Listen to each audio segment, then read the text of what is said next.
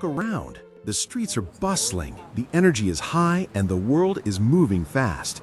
This isn't a quiet park anymore. It's the real deal.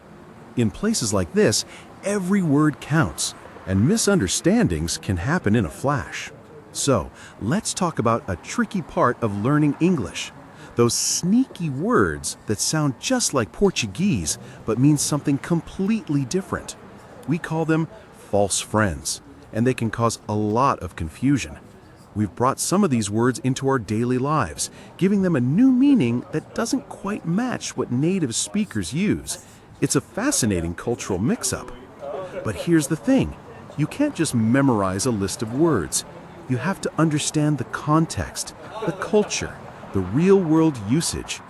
You have to be ready to speak and listen without getting stuck. So, are you ready to navigate the urban jungle of English with me? Let's go!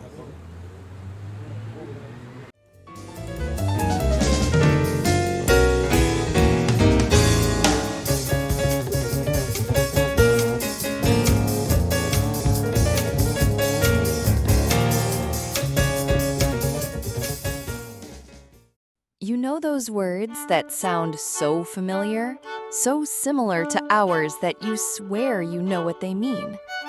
Well, they're like false friends. At first glance, they offer a hand, but they can lead you to a big mistake. Let's understand better with some classic examples.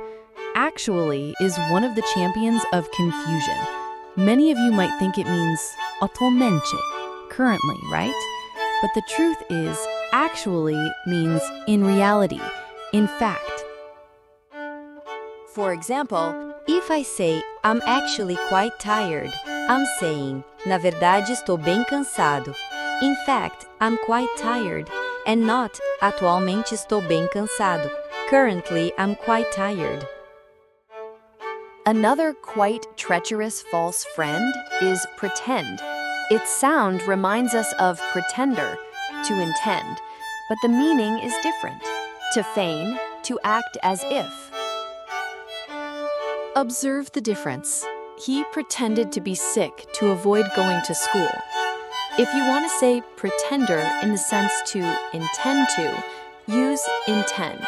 For example, I intend to travel next year. And what about parents? The temptation to translate it as parentes, relatives, is great, but parents means pais, those who raise you. My parents are visiting me next month.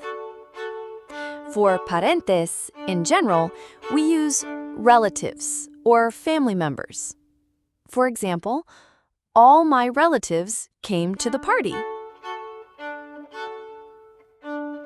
We also have realize. No, it's not realizar in the sense of to make something happen, but rather to perceive, to become aware. Check it out. I suddenly realized I had left my keys at home. And last but not least, library. A library is not a livraria, bookstore, but rather a biblioteca, library. Let's look at the example. I borrowed a book from the public library. For livraria, the correct term is bookstore. I bought a new novel at the bookstore. The key to mastering false friends is constant exposure to the language and, of course, context. Always pay attention to what is being said or read. A word out of context can trick you, but when inserted into a sentence, its true meaning often reveals itself. So, next time you come across an English word that seems friendly, take a second look, confirm the meaning, and avoid these small traps. English is full of nuances, and part of learning is precisely unraveling these mysteries. Walking to school. For our big challenge, let's go a little deeper. I'm going to give you 5 false friends, And your goal is to write 3 paragraphs using each of them in contexts that show their true meanings. This will help you really understand the difference. Challenge accepted. Use the following false friends in your paragraphs. Make sure to use them in a way that clearly demonstrates their correct meaning in English. Eventually, fabric, ingenuity, lecture, recipient.